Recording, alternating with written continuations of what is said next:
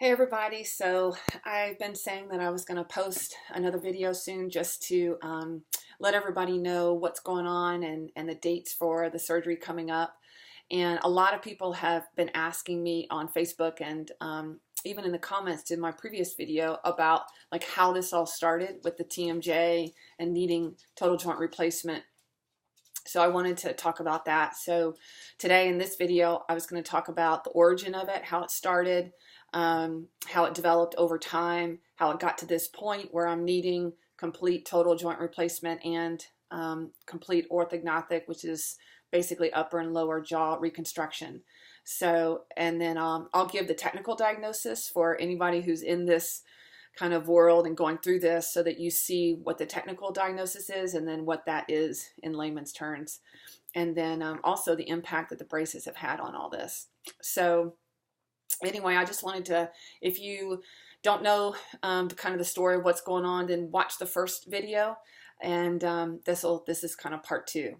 So the origin, though, that I didn't talk about in the first video is I'm 47 now. I'll be 48 in July, and I started having jaw issues when I was a teenager around, I don't even remember actually, it had to have been around 14, 15.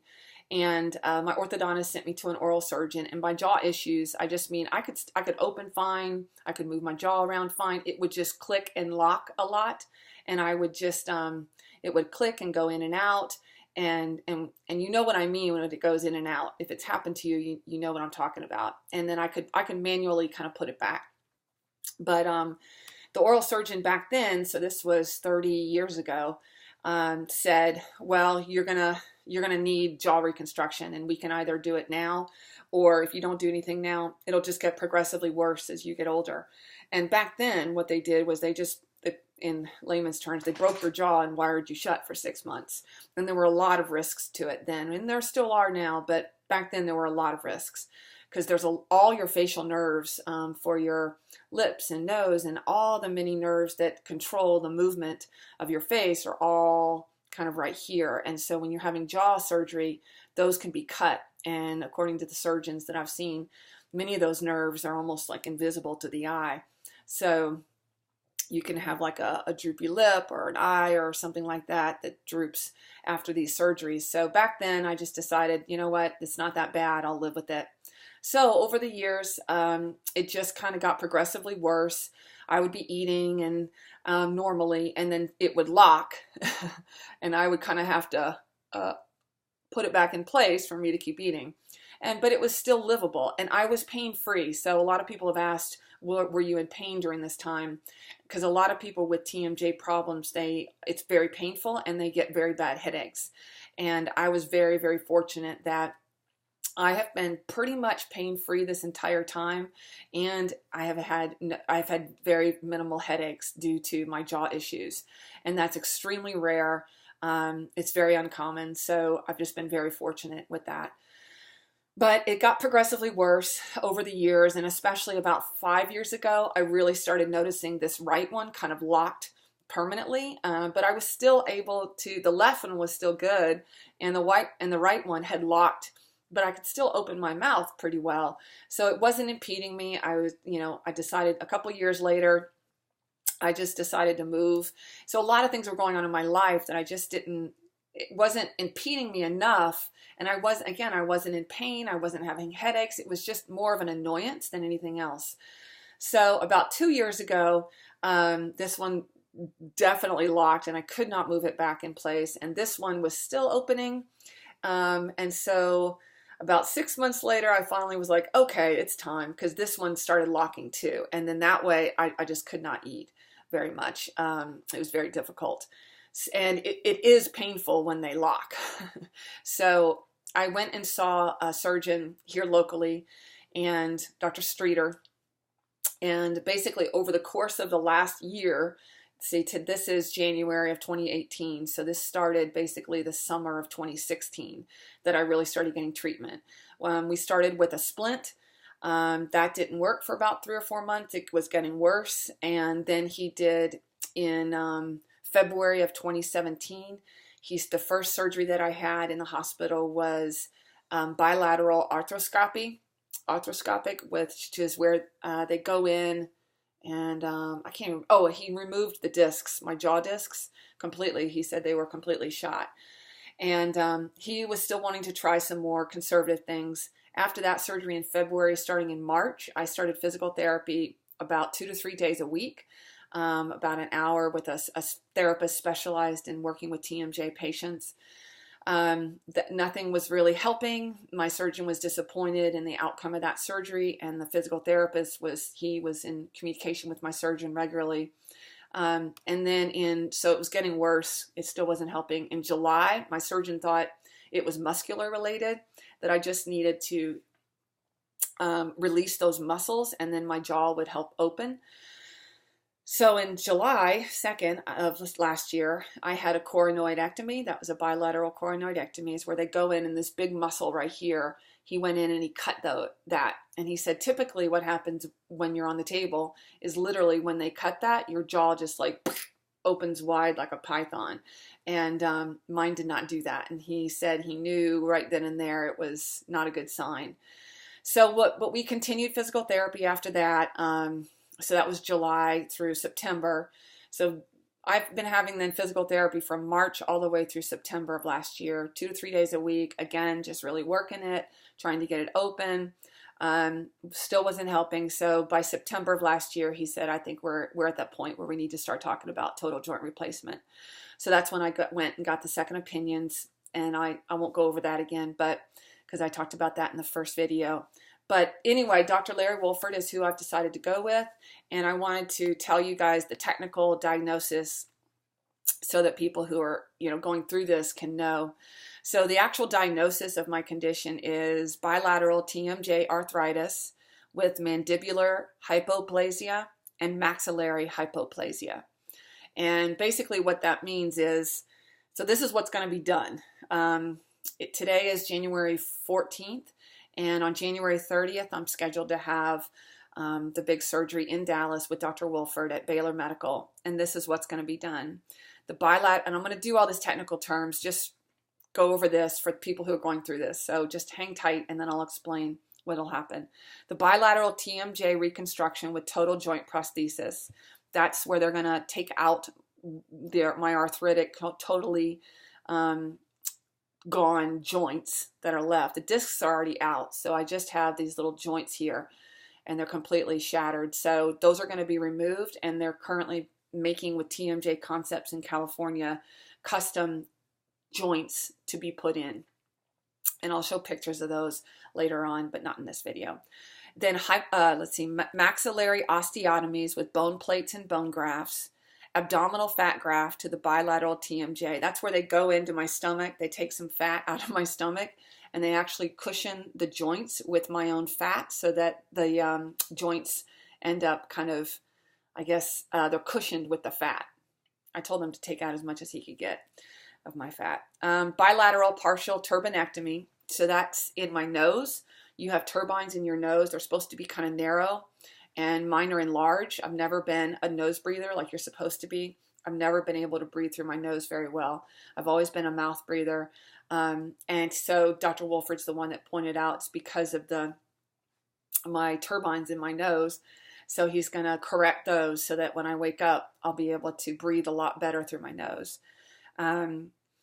Also, it's going to be anterior mandibular horizontal osteotomies. And basically what that means is my jaws are both going to be broken and repositioned. The upper jaw is going to be, if you can see, it's really far down. That's why you can see all that gum. So when I smile, it's really down. So this is going to be pushed up, the upper jaw. And in order to do that, he actually cuts here and then saws to break this and then move it up. And then my lower jaw, if you can, I'm going to do the side. You can see when I'm looking at the side, my lower jaw is pushed back, and that's impeding my airway. Actually, it's pressing against my airway. So the lower jaw is going to be broken and pushed out with a chin augmentation. It's like I don't have much of a chin; it's all pushed back. So all of that is going to be done in one surgery. That's why the surgery is going to be about anywhere between 8 and 12 hours, probably. So upper is going to be pushed up. Lower is going to be pulled out with the chin augmentation. The nose is, my turbines will be enlarged so I can breathe through my nose like I'm supposed to be. And then the total joint replacement here. All of that's going to be done in one surgery. Yeah,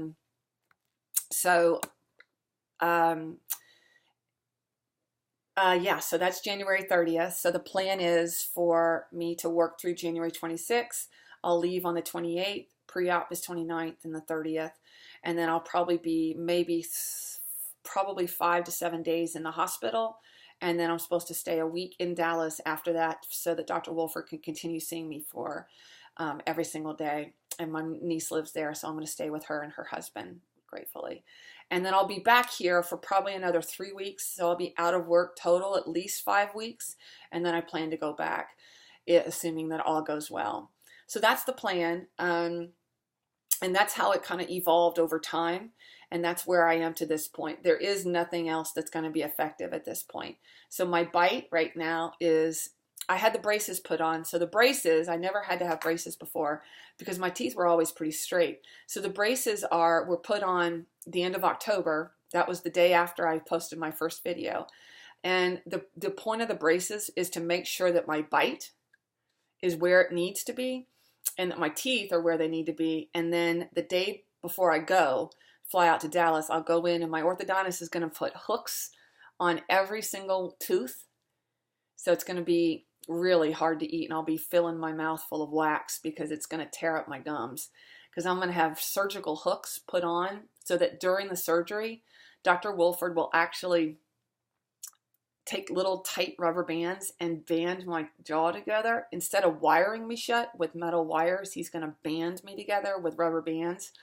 So I'll be completely bound so that when he's moving all this around in my upper jaw, my lower jaw, my teeth don't get, and my bite doesn't get out of whack. So he can bind me together like this. And so when I wake up, I'll still be bound because I can't move my jaw because all of that has to heal. So I'll be probably bound for, I don't know, a week maybe. So it'll be on a pure liquid diet for at least 1 to 2 weeks, probably protein shakes and liquids. And then after that, it'll be soft foods up to probably 6 months. And then hopefully after 6 months of healing, then I can slowly start chewing and things like that, because all of this has to heal. There'll be surgical screws in with the joints and in here and in here and here. And so this is all going to be metal everywhere.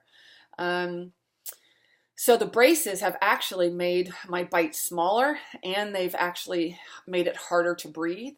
So, which is common because the braces can inflame the gums, even as clean as I try and keep my teeth and everything. It's just part of it. So I'm really glad this surgery is coming soon, because I have noticed I'm getting out of breath more. I'm snoring now, which I never snored before in my life. I got a great snore app where it can actually record your snoring at night and tell you the level. It's called Snore Lab, in case anybody's interested. Some people, before they have this surgery, they go in and they get a sleep study done because they could get on a CPAP. I talked about that with Dr. Wolford, and since the surgery is coming up, I decided not to do that. The snoring's not at the point. My breathing is still okay at night. I'm not in any danger right now. But if I didn't have this surgery, then I would definitely be using a CPAP in the future. So that's the plan. It's coming up, and I just wanted to, let's see. Oh, just as this is kind of for me, but I like to use things and foods to judge my bite. So last time when I did the video, oops, sorry, I could kind of put things in my mouth. See this pencil? Yeah, I stretch it because the bite's getting smaller and smaller. You can tell when I talk, I don't move my teeth because I can't. This is the most I can do for my bite. I'm stretching. Let's see. Here's a pretzel stick.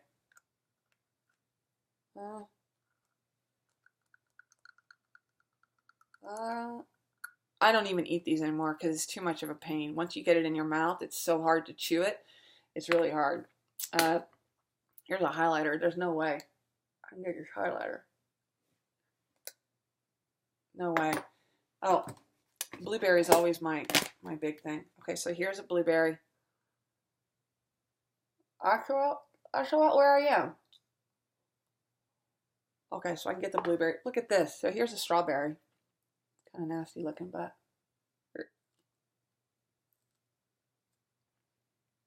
I don't even make a dent in it. Oh, great. Now I got it in my braces. So needless to say, we're down to soups, protein shakes. That's what we're eating right at this point. Chocolate pudding. I planned to start this really super healthy pre-surgery diet, anti-inflammatory, back in October. Didn't happen. So then I said November, December. Didn't happen. So at the start of the new year, I thought, this is it. I'm going to get ready for the surgery. Didn't happen. So now we're 2 weeks out, and I'm trying to cut back on cheeses. And on the one hand, I'm like, you know what? I'm not going to be able to eat all this food or any foods at all for the next 6 to 8 months. So enjoy it now. On the other hand, it's like, get ready for surgery. So that's where I am. So I'm trying to eat healthy with a little bit of chocolate in between. So that's it. I will post again before I leave for Dallas. Please continue to say prayers. I really appreciate it. I'll be out for 5 weeks, and January 30th, assuming that the insurance approves it. Still waiting on that. That should happen in the next couple days. Thanks for listening. And if you are on YouTube and you're watching this, then write a comment and I'll try and respond. Thank you. Bye.